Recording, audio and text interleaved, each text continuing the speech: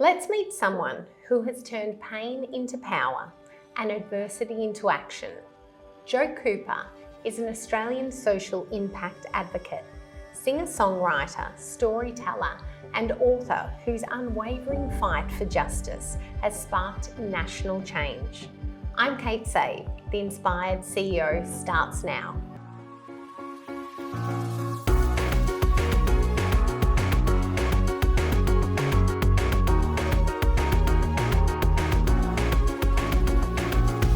Welcome to The Inspired CEO, where each episode we explore the innovative wellness practices that are driving success and longevity in the modern business world. In this interview, we speak with Jo Cooper, an unstoppable force for change, whose voice has echoed far beyond the courtroom and the stage. As a singer-songwriter, author, and passionate social impact advocate, Jo shares her deeply personal journey through childhood challenges, surviving abuse, and relentless legal battles that made history. Her story is one of courage, creativity, and a fierce commitment to justice that continues to inspire millions. Welcome, Jo. Thank you for coming here today. Thanks for having me. It's a pleasure. You have such an incredible story and it needs to be told. But Thank you. I know that you are going to release a book at some stage. End of the year. Amazing. Yeah. So I think let's get some of this story out, get people interested because there is so much to it. And there is. Where do we start? Wherever you want. What, I guess, taking you back all the way to your childhood. Yeah. Let's start there. Okay. Childhood. I was very, very rebellious. Yes. I don't feel like I've changed much. I was always curious. Yes. My father was very strict, Yes. but we knew we were loved, if that makes sense. It does. And I don't know about your childhood, but, I was so hard done by because everything was no. And I remember my father said something along the lines of, "You'll appreciate me once I'm gone." Oh. But it was true because Yes. my father died when we were quite young. Yes. And if I had to speak about resilience, because that word is thrown at me quite a lot, and it's a compliment for sure, I definitely got that in my upbringing because, the cultural dance, Yes. being born and raised in Sydney, North African parents, every time I wanted to do what my friends were doing, it was a blunt no. And no just didn't sit right with me. It's like, why? You have to tell me why. Because I said so. Again, doesn't sit right with me. You need to tell me why. So there was that constant curiosity. Yes. And I never just accepted what was said. And as much as my dad, I think, hated the questions, because I was always with the questions, it's also what made me who I am, I feel, today. Well, he prepped you for all the things Absolutely. you've had to face since, and Absolutely. I've heard some of the horrible things that have been said as well that you've endured. But the next chapter for you, Yeah. so you're a singer-songwriter. I am, yeah. And you had a bit of a terrible relationship over this period too. The recent situation? Well, yes. So, okay, 2015, so nearly a decade ago, I asked a very simple question in my apartment block that really just led to a 5.5-year legal battle. Yes. And then another year for legislative change. It sounds really simple. It's complicated, but also very representative of a lot of systemic issues we have nationally and globally. Yes. And it's when people abuse their power. Yes. And I've never accepted abuse of power. So long story short, I'll try because this is 10 years. Mm-hmm. I asked about a bylaw in our home surrounding pets, and the building was full of pets. Yeah. And all I wanted to know is why we have a ban on them. Right. Didn't make sense to me. No. So there was nothing malicious about it. It was, why is this the case? The response to that was basically abuse. It was keep your mouth shut, you want a dog, put it in your bag and do what everyone else is doing. Now, for someone like me, that doesn't work. That is not a response. It's equivalent to because I said so. Yes. And I thought, well, hang on a minute, you've got grown adults and you're treating them like misbehaved children. in their most fundamental space, home. And for me, home carries so much. It's got layers of meaning, which I hope it does for most people. We shouldn't underestimate what home is. You know, it's safety, security, where we recharge, create.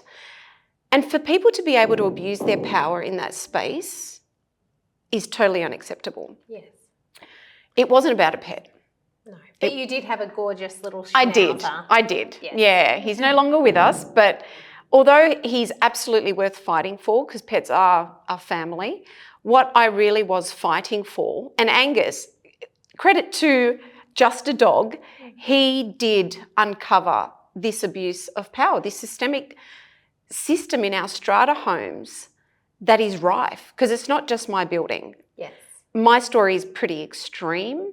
It shouldn't have gone 5.5 years of court battle, legal battles, 3 court cases, ended up in the Supreme Court of Appeal, so the highest court in New South Wales, simply because a group of people couldn't let go of control. That's all it came down to. Yeah. And when you have that level of abuse of power, and for, I think it was 18 years by the time I moved in, yeah, 500 odd residents in this building. Yes. For 18 years, this group of people said, through their inaction, this behaviour is okay. Yes. And it's not okay. It's not okay, because the way I looked at it is I am someone who's I'm tough, I'm resilient. This nearly broke me. And it wasn't the court.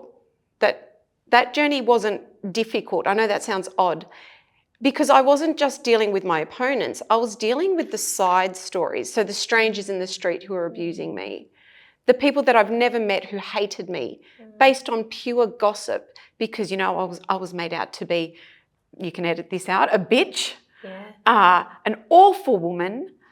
One time I was sitting at a cafe and there was people next to me, like in another table, talking about me, but I was an 80-year-old white, entitled, privileged woman. But you had who was bored. Lady call you by your skin colour. What did yes, she say? So it was a man. Oh, it was a man. It was a man. I was a stupid little brown girl who'd be gone in a week. Wow. So you copped it all. But all of it. You did get that victory, and the victory for the whole of Australia. Yeah, and beyond. So it's got global impact as well. And the outcome of that court case, yes, people can have pets, which is, I'm very proud of, but it goes well beyond that. And that's what I was fighting for. There has to be constraints where people are given powers, so your committee members are given powers that are so broad. Until my court case, people believed that they could do whatever they wanted. So say, for example, you wanted to vote on not letting stupid little brown girls into your building. You know, the majority voted, so it must be okay, besides the human rights issues. Right. However, my court case made it very, very clear there are constraints on bylaw making powers. And ultimately, which I wanted, was property rights do apply in strata. Oh, okay. So for this crazy, I don't know, I think strata's been in place since the 60s. Yeah.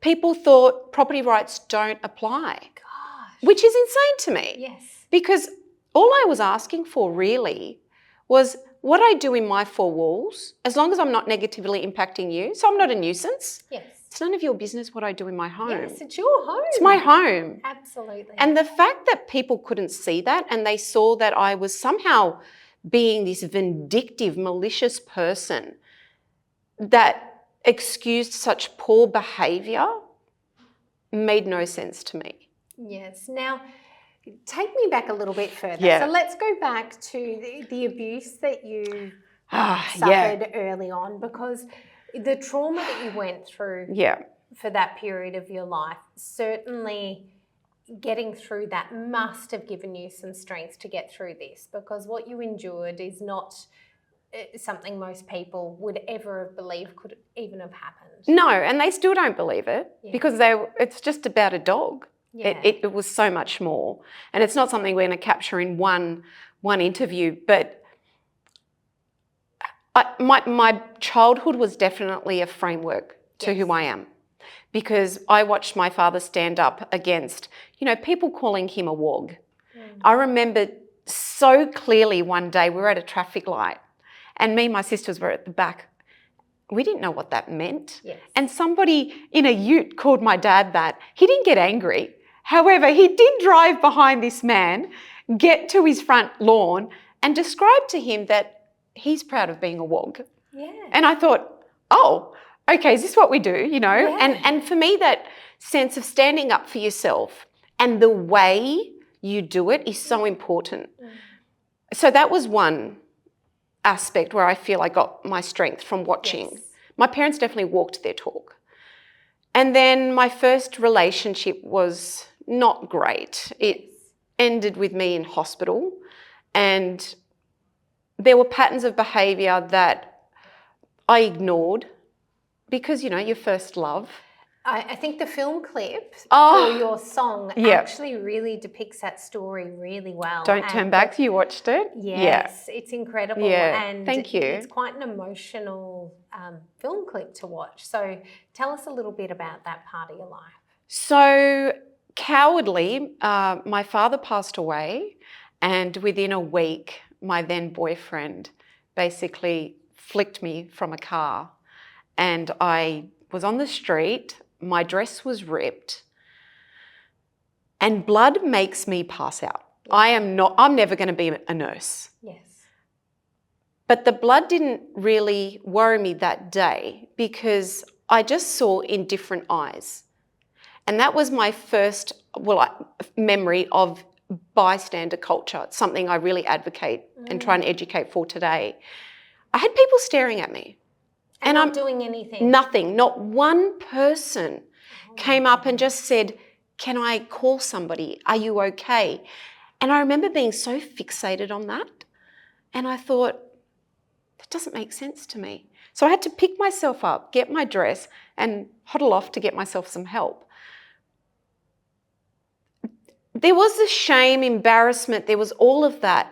But I just was fixated on how a group of adults, I was really young, a group of adults just watched this girl, and I don't know if they froze, I don't know. But fast forward to what happened with this case, I was really quick to see these patterns of behaviour. And people were, it's just the way it is, don't worry about it, you're making a big deal about it, give it a rest, love. And I thought, wow, this is how abuse starts, because you think it's okay that I'm getting called a stupid little brown girl in the lift. I'm getting called smelly when I'm in the lift with Angus. It's not just one big thing, it's all these little patterns. Goodness. Yeah. And when you ignore them, that's when a toxic culture thrives. So that unfortunate experience, I remember thinking to myself, I'm never going to find myself in this position again. And I haven't. Yes. But it takes a lot of will. Yes. It's not a great experience, but it does set you up. Yeah. And now I think you're giving the voice to other people as well, and the things that they may have been the bystander and looked upon, they now know it doesn't feel right. I'm actually going to do something, because I think the hardest thing for people is to take action. Completely. They can observe it and have these feelings, but by not doing anything is actually doing the something. wrong thing. Yeah. So I quit my corporate job in projects to become a singer, which was my childhood dream. Yeah. That was another no because I said so. And I did do that for a few years until I moved into this building. And then I had a crossroad. And there was something in me a few months into this challenge that I thought, if I take this on, my new career is probably going to be sacrificed. It wasn't easy to do. However, I feel when you're most uncomfortable, when you're in a situation where it's really tough and it's challenging, you can do two things. You can betray who you are at the core, and I mean betray your values, betray your standards, or you can step right into them. And I believe when you do that, it's not only your self-growth. I have a saying, courage is wellness. Right. Because if you go against who you are, that will eventually make you sick. It'll eat you alive. It will eat you Yes, up. Absolutely. Yes. And they're the choices I had. Usually for me, these decisions are not difficult. But this one was because, I had just started my dream career. It was something that I was loving. And music for me it's a message, it's emotion, and it invokes people. And when you invoke emotions in people, they do tend to act. Yes. So I still carry on with that. I haven't given up music completely. However, I feel like life sometimes pushes you in a way. And I think advocacy I've done since that horrendous first experience, but it was always on the side. Now it's I feel my main purpose in life. And now you've got the Good Warrior. I do. That's where it was born. Excellent. From, yeah. And I heard Mark Boris interviewing you. Yeah. And it was such a passionate interview and he was right behind you. So to have people in your corner that are really high-fiving you for having the courage to step up and do what's right is really important. And that's when we know there is going to be a bigger evolution and change. So congratulations. Thank you. And how do people learn more about the Good Warrior? So the website, thegoodwarrior.com.au. LinkedIn, I'm Jo Cooper under there. Instagram, reach out, get involved. My mission is to really give people the tools and educate them on how to step in, how not to be a bystander, because it's a numbers game. Yes. And people who abuse power or bully, they rely on our silence and their anonymity. So when we take that away from them, we strip that back, they don't have a lot of power. Oh, so interesting. Yeah. Now, I'm so excited to tune into your new podcast. I know you've got some great guests coming on. Thank you. And by sharing their stories, it'll be helping other people feel, I guess, what this must feel like for you now to have got this out. And to live true to your core. That's my biggest, if I could wish for anything, is that people live true to their core and their values, because you can't say you have a set of standards and values and then, change them depending on what the circumstances are or who you happen to be around. That's not being true to yourself. Well, congratulations, Thank you, Kate. Thank you so much. This is the Inspired CEO and we'll be right back.